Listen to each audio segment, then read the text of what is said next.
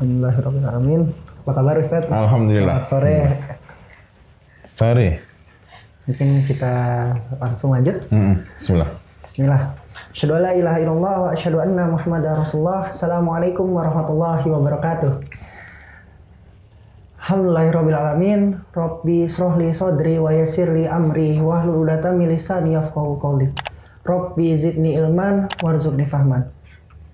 Alhamdulillahirabbil alamin, segala puji bagi Allah yang telah memberikan rahmat dan karunia-Nya sehingga kita bisa menuntut ilmu kembali bersama Ustadz Fadil Al-Maki. Alhamdulillah sekarang bersama saya Muhammad Daris Alusna, insya Allah akan memandu perjalanan Sirah Nabawi pada hari ini.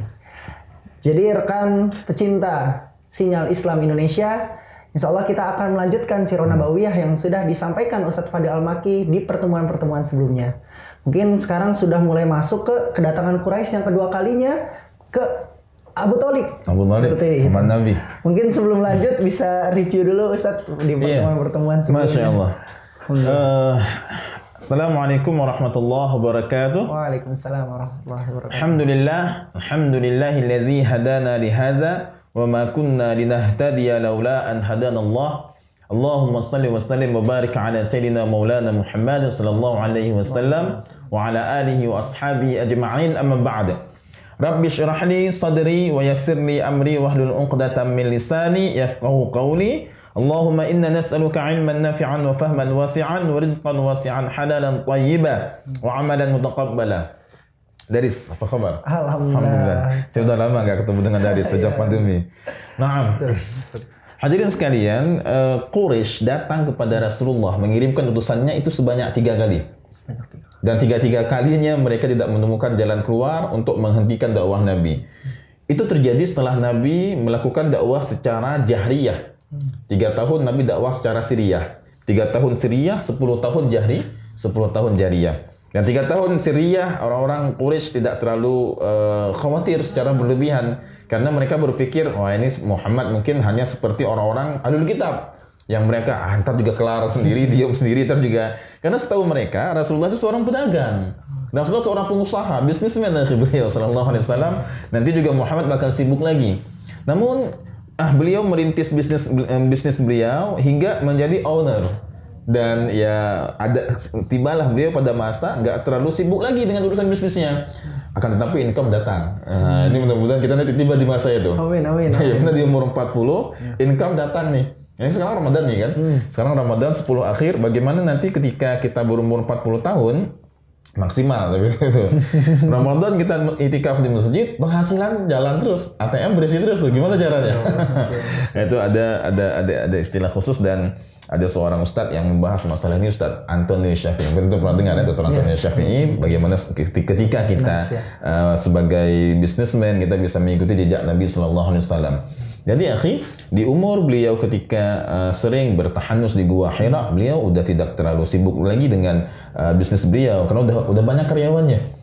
Jadi penghasilan datang hadir terus.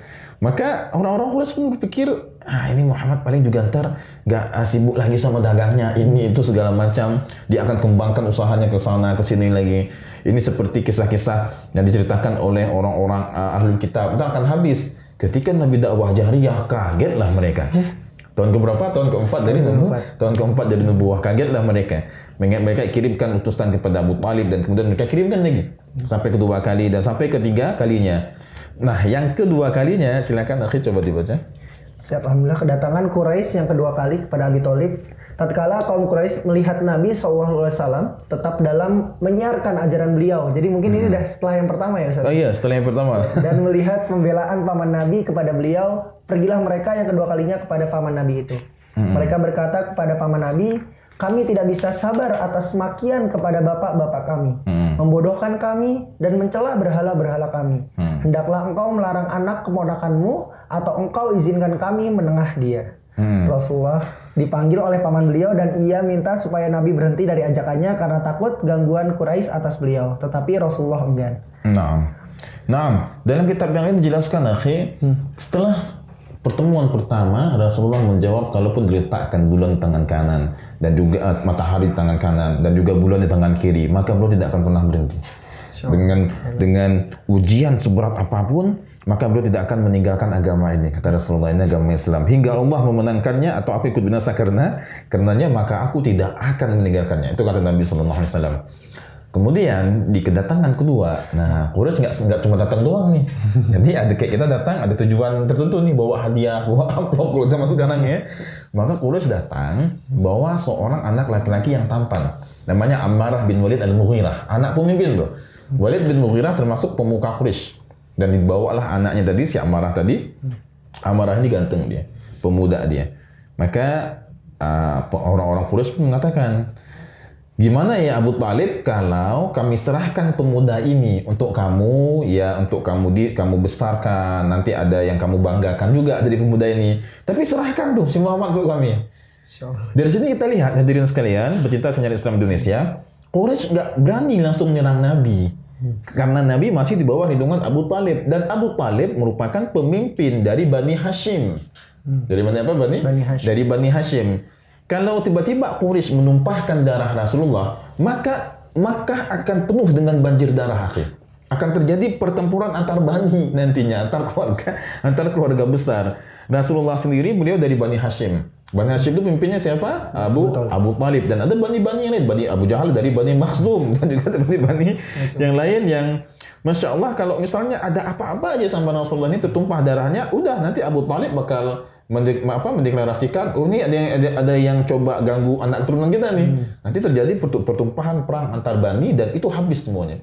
Sehingga orang Quraisy memikirkan, kalau kita ribut antar bani, ini Mekah habis nantinya. Dan kalau Mekah habis, nama baik Mekah dan kafilahnya di kerajaan-kerajaan Parsi, Romawi itu akan jelek nantinya. Misalnya kalau sekarang kita sering terima banyak barang dari mana? Dari satu negara, ada bilang itu kan. Ini buatan ini, buatan itu. Gimana kita percaya dengan barang tersebut, barang impor tersebut, sedangkan negaranya sendiri ricuh? Ini kualitasnya nggak mungkin bagus nih. ini siapa yang buat nih kue ini? Si Daris. Dia buat, tapi dia dalam keadaan nggak happy, dalam bad mood. Orang nggak percaya jadi kan. Jadi itu gimana Daris? Dan juga pecinta Islam di Indonesia, kenapa Quraisy nggak berani langsung nyerang Rasulullah Sallallahu Alaihi Wasallam? Mereka berani nyerang Nabi, tapi minta izin dulu ke Abu Talib. Abu Talib ini anak kamu nih. Mereka coba arahkan opini dulu ke Abu Talib. Ini anak-anak keponakan kamu mulai menjelek-jelekkan sesembahan kita, mencela berhala-berhala kita, dan dia bawa agama baru nih. Nah, gimana Abu Talib? Kami kan seolah-olah dia ingin menjelek-jelekkan Nabi di depan Abu Talib. Kami serahkan pemuda ini, Ammarah bin Walid bin Mughirah. Nah, kamu serahkan Muhammad. Biarkan kami selesaikan urusan dengan dia. Apa jawaban Abu Talib? Maka Abu Talib pun mengatakan ini merupakan suatu perbuatan yang sangat-sangat hina. Yakni engkau kasih anak muda kamu untuk saya besarkan dia, saya kasih makan dia, saya didik dia. Anak keturunan saya malah saya kasih ke kalian. Kalian bunuh, kalian celakin. Apa yang kalian tawarkan kepadaku ini benar-benar sangat hina, sangat menjijikkan, kata Abu Talib. Ini anak keturunan saya, anak keponakan saya, adik saya. Ya, ini anak saudara saya, itu istilah orang Arab kayak gitu.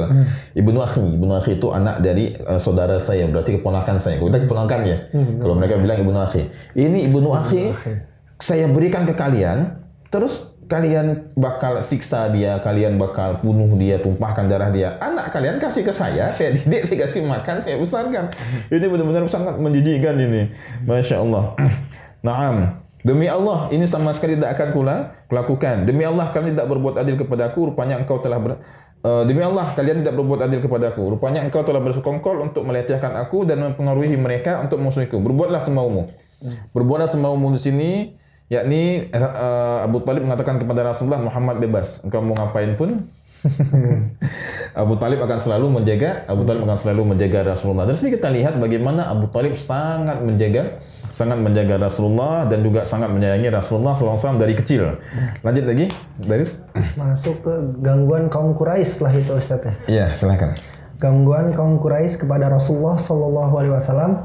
Mulailah kaum Quraisy mengganggu Rasul dan mengejek beliau, terutama sekali ketika Nabi pergi sembahyang. Sesudah mereka melihat Nabi terus tetap dalam ajaran beliau dan melihat pembelaan paman Nabi kepada beliau.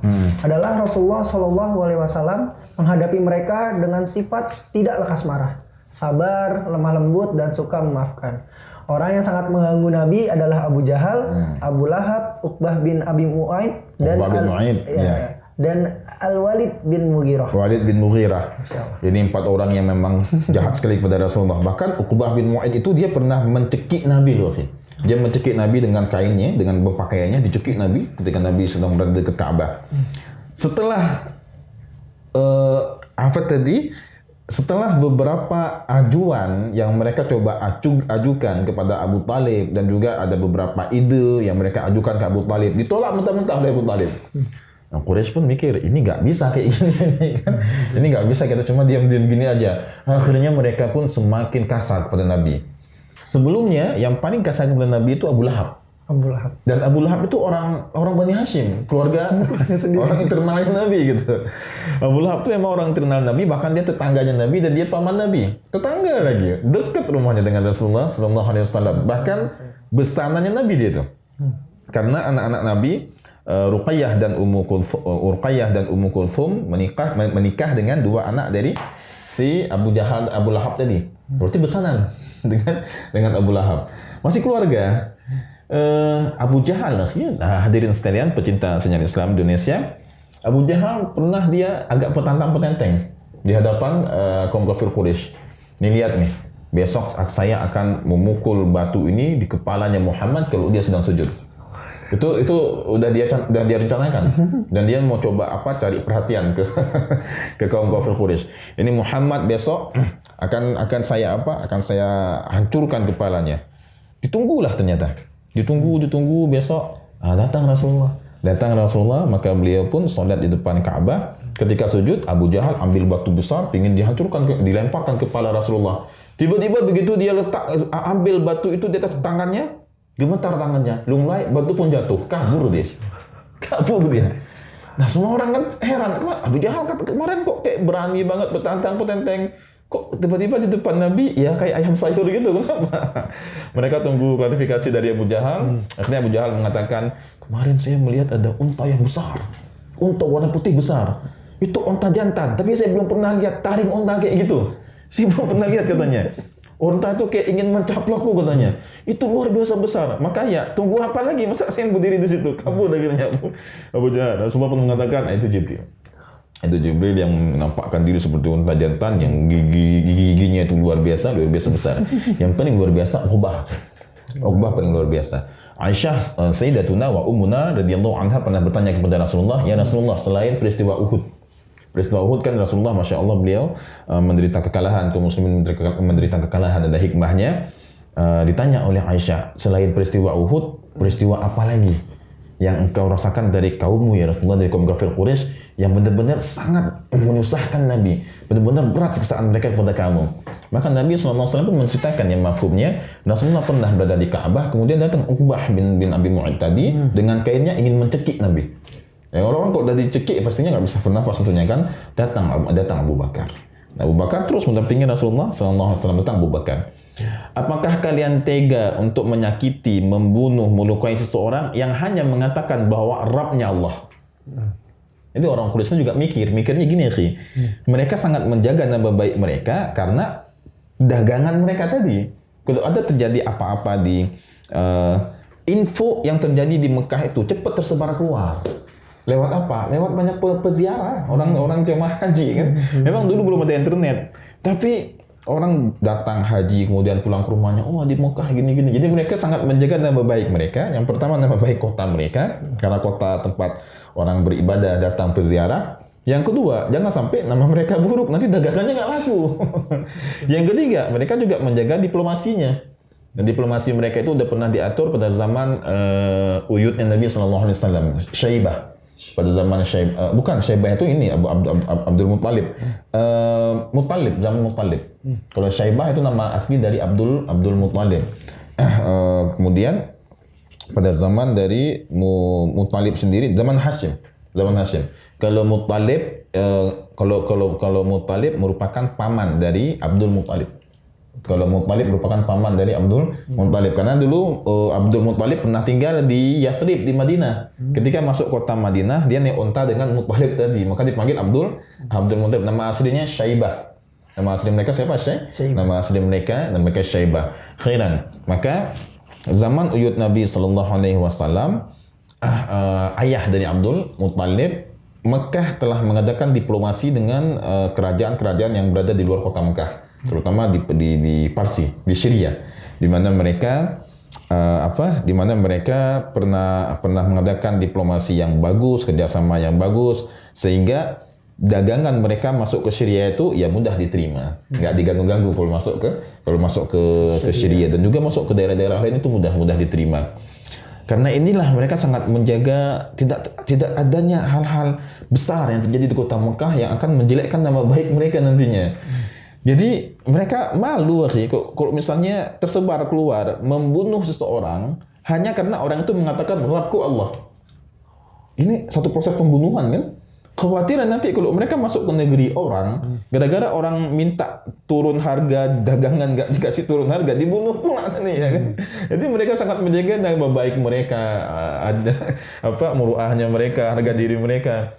Wah, ini kalau tersebar kabar keluar kita bunuh seorang laki-laki hanya mengatakan Rabbnya Allah, ntar kita nggak di sini dagang lagi nih ke Syria ini kan. Kita mau ke Syam ini nggak boleh berdagang. Nanti ada orang yang minta turun harga, kerjasama nggak pas dikit kita bunuh, bahaya ini kan.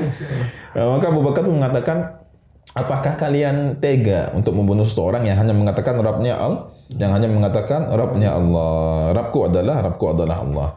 Nah, ini merupakan ujian-ujian yang sangat besar yang dialami oleh Rasulullah. Tapi dalam proses ujian yang berat, ketika mereka tidak berhasil untuk memujuk Abu Talib melepaskan Rasulullah kan, kalau Abu Talib mengatakan udah selesai, silahkan kalian urus dengan Muhammad, Bani Hashim gak ikut campur. Jadi tidak ada perang antar Bani dan tidak tersebar berita keluar bahwa ada perang antar keluarga di kota Mekah kan. Malu mereka kalau terjadi peperangan demikian. Kemudian alhamdulillah Abu Talib tidak melepaskan.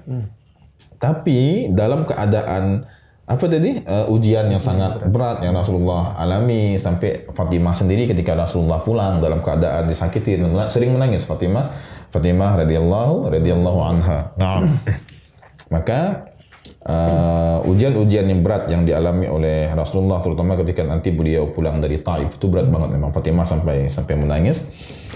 Ada peristiwa-peristiwa yang indah datang dalam kehidupan umat Islam saat itu. Masuk Islamnya Hamzah bin Abdul Muttalib dan masuk Islamnya Umar bin Khattab. Kemudian semua Bani Hashim sepakat kompak untuk menjaga Rasulullah SAW, yang masuk Islam ataupun yang tidak masuk Islam. Nah, jadi kita bahas pelan-pelan dulu nih ya. Baik, coba antum baca dulu. Iya. Setelah tadi gangguan kepada Rasulullah SAW, di sini ada gangguan kepada sahabat-sahabatnya juga, Ustadz. Tatkala kaum Quraisy melihat Nabi dihargakan orang dan dihormati, berhentilah mereka daripada mengganggu beliau. Berpindahlah mereka mengganggu sahabat-sahabat Nabi, lebih-lebih orang-orang lemah yang tidak mempunyai pembela-pembela. Iya, karena saat itu umat Islam banyak yang masuk Islam dari kalangan budak, seperti orang tua dari Ammar bin Yasir, dan Ammar bin Yasir sendiri beliau merupakan orang anak keturunan dari budak. Banyak umat Islam yang masuk Islam dari kalangan bawah dulunya, akhi. Nanti kita bahas ke depan mengenai hal ini. Setelah mereka tidak bisa mengganggu Rasulullah karena dilindungi oleh Abu Talib tadi, kecuali memang jahil tadi, siapa? Abu Jahal, Uqbah, Walid bin Mughirah tadi. Nah, Abu Lahab juga ya. Abu Lahab yang membingungkan karena dia internalnya Bani Hashim.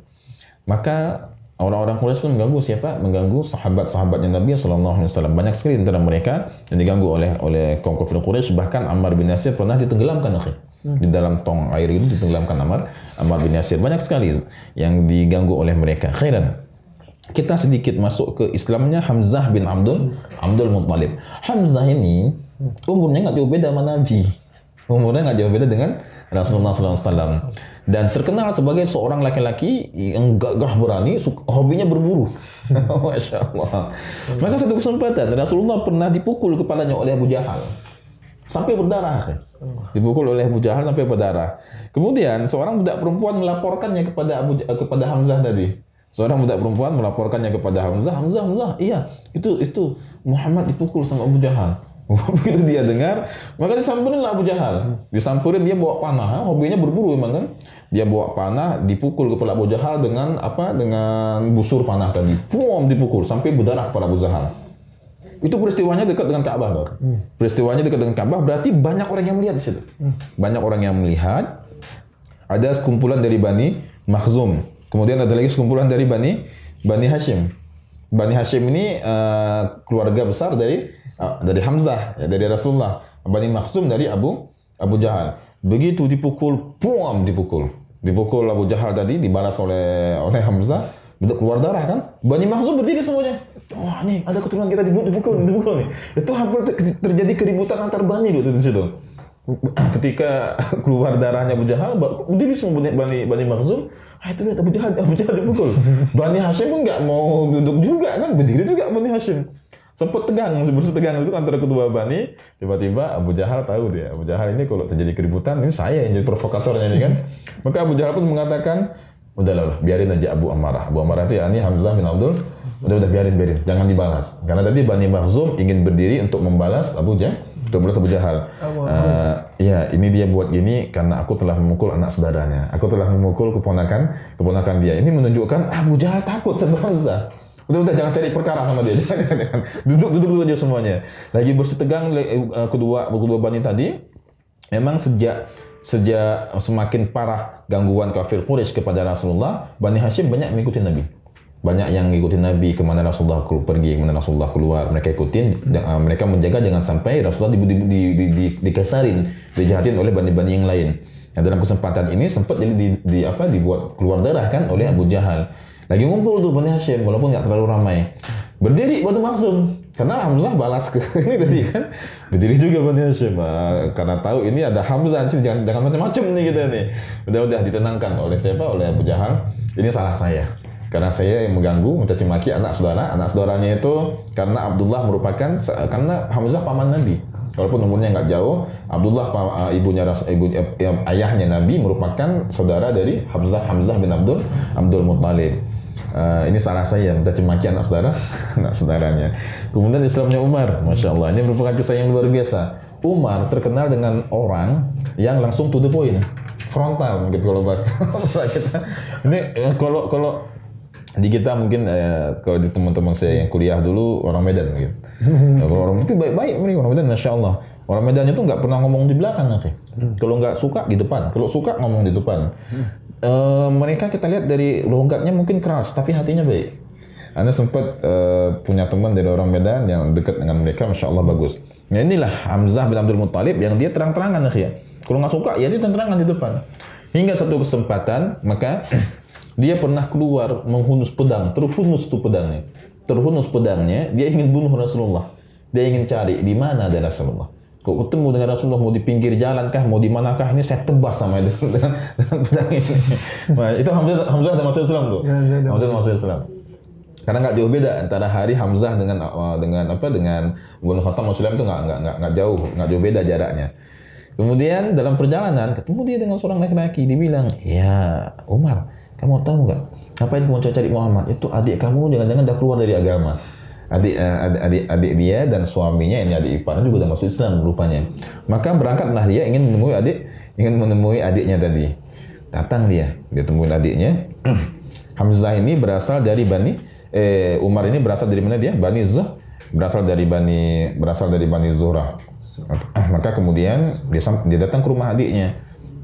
Di depan rumah adiknya, dia mendengar ada suara orang sedang membaca ayat-ayat Allah. Di rumah adiknya ada adiknya dan juga suaminya dan juga salah seorang sahabat Nabi yang membawa sahifah. Ada Khabbab di situ membawa sahifah, itu lembaran. Karena dulu belum dibukukan Al-Quran, sehingga ayat-ayat itu masih mereka tulis di kuli, masih mereka tulis di pelepah kurma. Nah, sahifah itu adalah lembaran baik berupa kulit, tulang ataupun pelepah kurma yang ada ayat Al-Qurannya. Khabbab ini begitu tahu, ada Umar datang langsung sembunyi dia. Karena jangan cari perkara sama Umar. Umar nggak tunggu besok kalau memukul orang. Itu juga dipukul. Singkat cerita, begitu Umar masuk dan Umar tanya, apa yang kalian baca tadi? Maka Umar pun langsung menerjang ke badan adik iparnya. suami dari adik perempuannya tadi, dan dia pun memukul adik perempuannya sampai berdarah. Ada yang mengatakan ditampar, dia mengatakan ditonjok adik perempuannya sampai mengeluarkan darah. Maka adik perempuannya pun teriak, iya, kami udah masuk Islam. Memang kenapa? langsung langsung tegas seperti itu. Iya, kami memang udah keluar dari agama nenek moyang kami dan kami udah masuk Islam. Memangnya kenapa? Nah, kemudian Umar pun bertanya lagi dengan mulai dah agak tenang, reda karena dia lihat darah keluar dari. Memang Umar ini tegas, akhi. Umar ini tegas, tapi dia memiliki sisi sifat yang lembut juga. Bagaimana Umar, kita sama-sama tahu tegasnya luar biasa, tapi kalau istrinya udah marah, dia diam. Ini luar biasanya. Nah, khairan insyaallah. Karena waktu juga yang memisahkan kita, jadi kisah mengenai Umar menarik sekali memang. Yang tegasnya luar biasa, tapi begitu dia tonjok adiknya mengeluarkan darah, maka dia pun tersentuh hatinya. Khairan insyaallah mengenai bagaimana masuk Islamnya Hamzah. Yang ada empat kejadian dalam waktu singkat akhir. Datangnya utusan Quraisy kepada Abu Talib ditolak, masuk Islamnya Hamzah, masuk Islamnya Umar, dan kemudian bersepakatnya semua Bani Hashim untuk membela Nabi Sallallahu Alaihi Wasallam. Insyaallah kita lanjutkan di sesi selanjutnya. Tafadhol. Ya. Alhamdulillahirrahmanirrahim. Masya Allah, tadi kita sudah dengarkan meskipun karena keterbatasan waktu, Masya Allah, hikmah dari masuk Islamnya Hamzah, masuk Islamnya Umar, dan bagaimana Bani Hashim nanti akan membela Rasulullah dalam dakwah ini gitu. Kedepannya semoga kita akan bisa terus menuntut ilmu dan melanjutkan di sesi-sesi selanjutnya.